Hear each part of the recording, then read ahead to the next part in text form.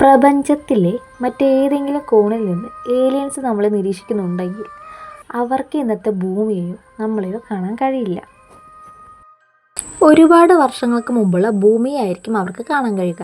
അതായത് ഭൂമിയിൽ നിന്നും 3000 ലൈറ്റ് ഇയേഴ്സിന് അകലെ ഒരു പ്ലാനറ്റ് ഉണ്ടെങ്കിൽ ഇനി ആ പ്ലാനറ്റിൽ നിന്നും ഏലിയൻസ് ഹൈലി എഫിഷ്യൻ്റ് ആയിട്ടുള്ള ഒരു ടെലിസ്കോപ്പ് യൂസ് ചെയ്ത് നമ്മളെ നിരീക്ഷിക്കുന്നുണ്ടെങ്കിൽ അവർക്ക് നമ്മളെയോ ഭൂമിയോ കാണാൻ കഴിയില്ല. മറിച്ച് 3000 വർഷങ്ങൾക്ക് മുമ്പുള്ള ഭൂമിയെയും അന്നിവിടെ ജീവിച്ചിരുന്ന ഗ്രീക്കുകാരെയും ഈജിപ്തുകാരെയായിരിക്കും കാണാൻ സാധിക്കുക.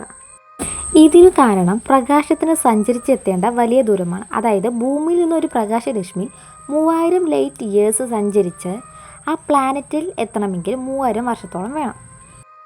നിങ്ങളിൽ ആരെങ്കിലും ഏലിയൻസ് ഉണ്ട് എന്ന് വിശ്വസിക്കുന്നവരുണ്ടോ? ഏലിയൻസ് കണ്ടതായും ഏലിയൻസ് ഉണ്ട് എന്ന് വിശ്വസിക്കുന്ന സ്ഥലമുണ്ട്. അതെ, ഏരിയ 51. ഏറ്റവും നിഗൂഢവും അത്ഭുതവുമായ സ്ഥലമാണ് ഏരിയ 51. സാധാരണ ആളുകൾക്ക് പ്രവേശനമില്ലാത്ത ഇടമാണ് ഇത്.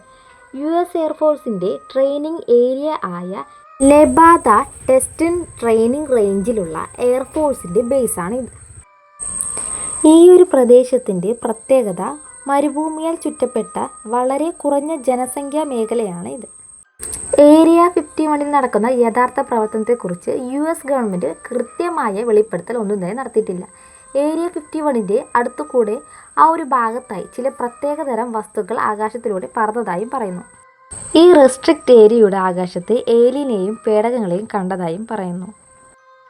എന്നാൽ ഒരുപാട് പരീക്ഷണങ്ങളും പറക്കലുകളും നടക്കുന്ന US എയർഫോഴ്സിൻ്റെ വളരെ പ്രധാനപ്പെട്ട ഏരിയ ആയതുകൊണ്ട് തന്നെ ഇത്തരത്തിൽ പറക്കുന്ന എയർക്രാഫ്റ്റുകളാണ് ജനങ്ങൾ കാണുന്നതെന്ന് US പറയുന്നു.